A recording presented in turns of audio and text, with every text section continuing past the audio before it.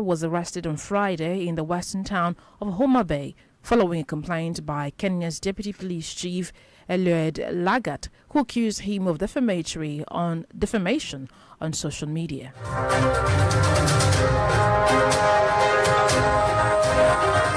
Away from Africa, Britain's unemployment rate has reached its highest level since July 2021, following a UK tax rise and the implementation of US tariffs. According to official data released today by the Office for National Statistics, the rate climbed to 4.6% in the 3 months to the end of April, compared with 4.5% in the first quarter of this year.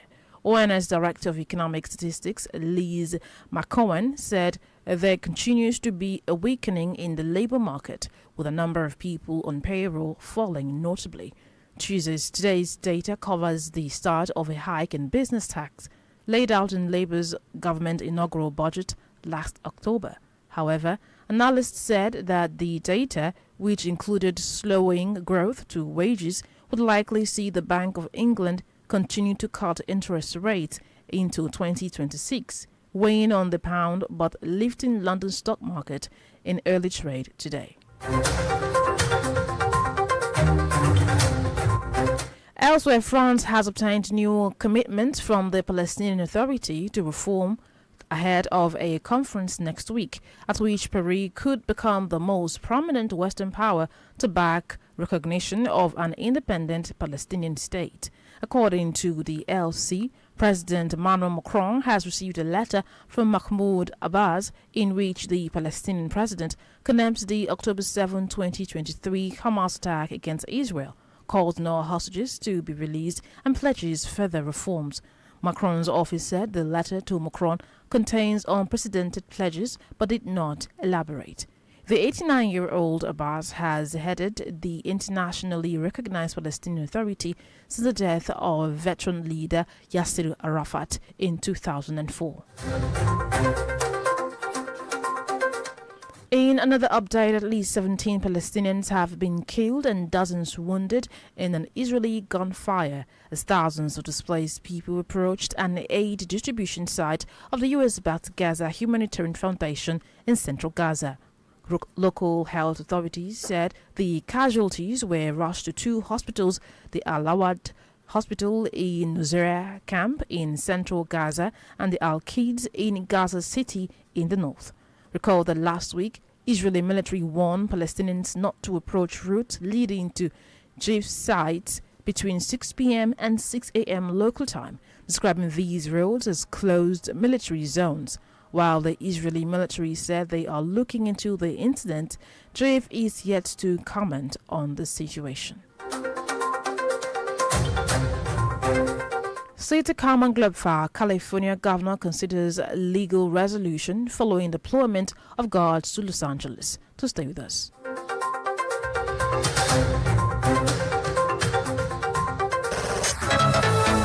You can listen to Adami Mogo 93.1 FM from any part of the world. Download the Adami Mogo 931 FM app from Google Play Store and Radio Garden, and follow us on Adami Mogo 93.1 FM on Facebook, Twitter, and Instagram. If you have eyewitness stories, clips exclusive to share, contact the Adami Mogo FM newsroom via mail at newsroom@adamimogofm.com, or you can dial 070-634-03583. You can dial 090-319-69629. Adami Mogo 93.1 FM Lagos, voice of the light.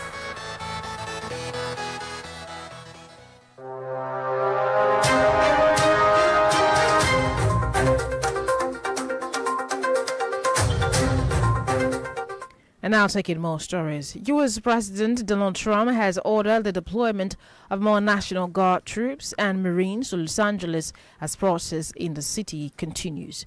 Reports have it that protests were generally calmer, but the prospect of Marines on the streets has sent shivers through communities. Speaking during a press conference, Trump defended his decision to deploy National Guard troops to Los Angeles.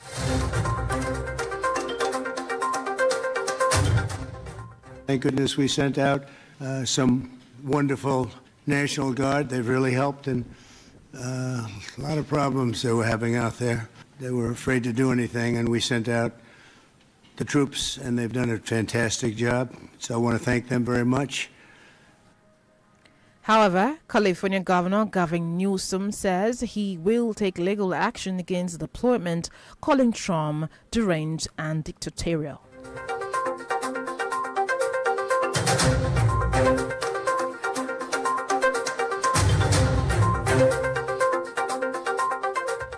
I mean, where's your decency, Mr. President? Stop. Rescind this order. It's illegal and unconstitutional. And I said it. I'll say it again. It's immoral. You're creating the conditions that you claim you're solving, and you're not. And you're putting real people's lives at risk. This is a serious moment, and it requires serious leadership. And it's time for you to be a commander-in-chief of the United States of America. And I will have your back if you want to work in a relationship of trust and truth in the spirit of our founding fathers.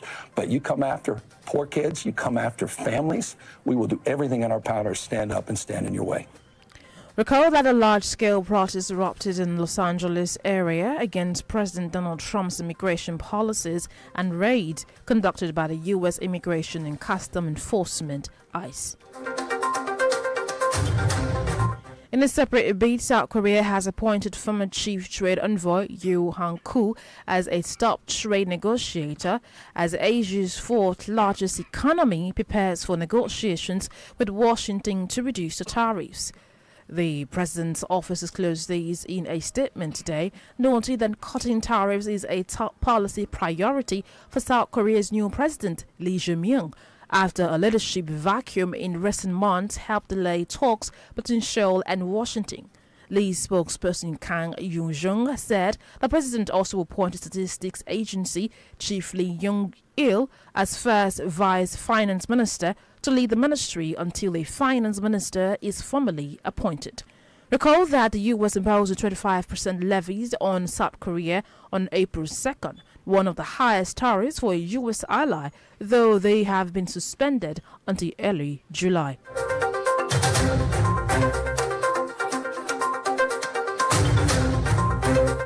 And now talking business, Belgium's Proximus and France thus have won a major NA to contract to modernize the alliance's its infrastructure. The two companies confirmed this in a statement today. According to the statement, the Belgian telecoms providers and the French defense group have been selected by the NATO Communications and Information Agency to manage and operate its core network until the end of 2029. While the financial details of the contract were not disclosed by the company's reports has it that the deal could be worth more than 100 million euros. And talking sports, Greenland's application for membership of CONCACAF has been unanimously rejected. According to CONCACAF in a statement, the decision was based on a thorough assessment conducted by the administration and council, and in accordance with the CONCACAF statutes reviewed by the member associations. The world's largest island, which has never played competitive international football, has a population of 57,000 and is a sovereign territory of Denmark, but is geographically part of North America.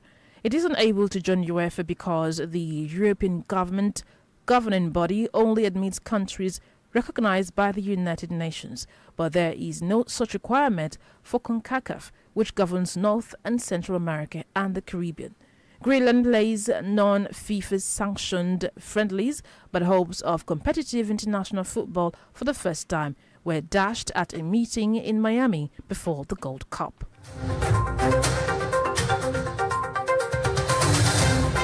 Before we bring Go Flight to an end, here is a recap of the biggest stories. Brought to you that the federal government, through its Directive Media Office of Accountant General of the Federation, Bawa Mokwa, has clarified that it has implemented a 70,000 Naira minimum wage payment to all its employees. We told you that Britain's unemployment rate has reached its highest level since July 2021, following UK tax rise and the implementation of US tariffs. It was also in the news that California Governor Gavin Newsom says he will take legal action against the deployment of Guards troops to Los Angeles by President Donald Trump.